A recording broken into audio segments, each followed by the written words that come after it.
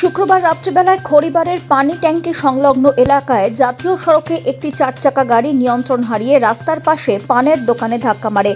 এই ঘটনায় গুরুতরভাবে আহত হয়েছেন পানের দোকানদার অনিল রায়। বিহার থেকে শিলিগুড়ির দিকে যাচ্ছিল গাড়িটি।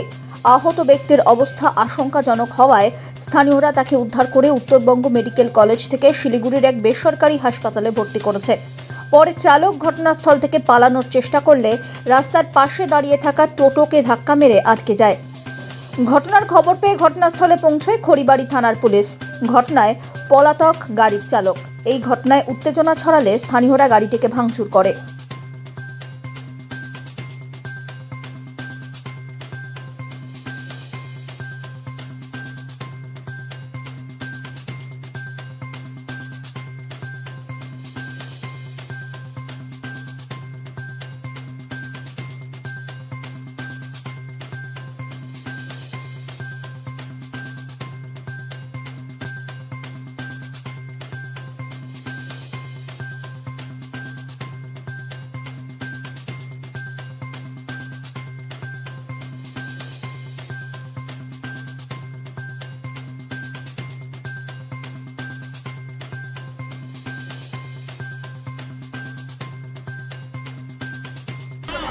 বাতি থেকে এসে হয়তো সম্ভবত শিলিগুড়ি যাচ্ছিল। গাড়িতে কজন ছিল দেখতে পাচ্ছেন? ওটা খেয়াল করিনি, মানে ড্রাইভার বোধহয় মদ খেয়েছে।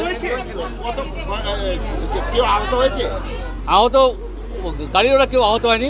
আমাদের পান দোকান অনিল রায়, সে খুব সিরিয়াস এখন। তাকে উত্তরবঙ্গ মেডিকেল কলেজে নিয়ে যাওয়া হয়েছে।